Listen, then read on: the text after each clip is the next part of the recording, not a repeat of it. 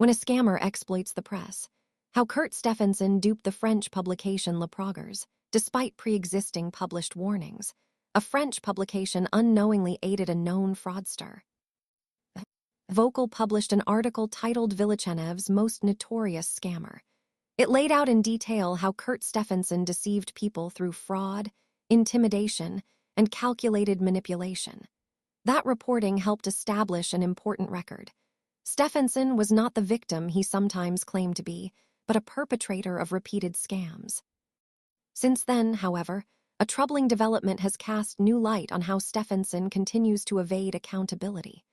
One of France's most widely read regional newspapers, Le Progrès, published a story presenting him as a man targeted by blackmail. The piece did not identify or verify the alleged perpetrators, withheld Stephenson's full image, and effectively framed him as someone deserving sympathy.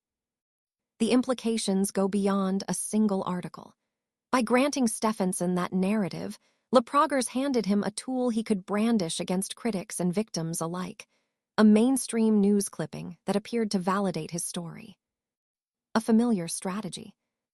Stephenson has refined a system for years. Fabricate harassment evidence. He creates fake social media accounts in the names of his victims, uses them to send himself threatening messages, and then brandishes these as proof that he's being targeted. Flip the script. When his victims try to warn others or report him, he waves this evidence as if their efforts are just part of a campaign to harass and extort him. Silence critics.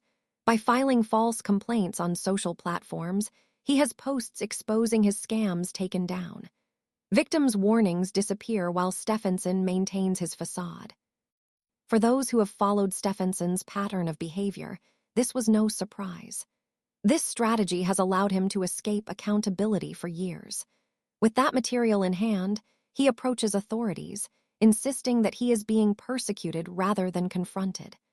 However, the article in Le Progrès was the first time he was able to convince the press that he was being targeted. Once the sympathetic story appeared in print, Stephenson leveraged it powerfully.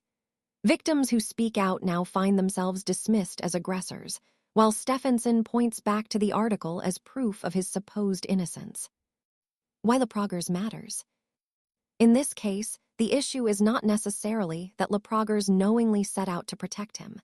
The problem is one of journalistic rigor. The article bore no byline. It presented Stephenson's claims without apparent independent verification. The photographs used were cropped to obscure his face, an unusual choice that conveniently shields him from recognition.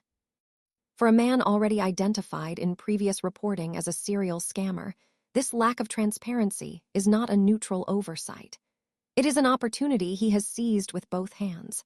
Since publication, Stephenson has reportedly cited the Le Progrès article as evidence of his good standing, even offering to help others obtain favorable coverage for a fee. Question of responsibility. None of this excuses Stephenson's actions, but it does highlight how fragile the line can be between investigative reporting and unintentional enabling. When a major newspaper grants credibility to someone with a long record of deceit, the consequences ripple outward. Victims are silenced, scams continue unchecked, and public trust in journalism suffers. It is worth noting that this vocal platform had already published an article exposing Stephenson's methods, long before Le Progrès ran its sympathetic piece. The evidence was not hidden, it was accessible. That makes the newspaper's failure to dig deeper all the more concerning.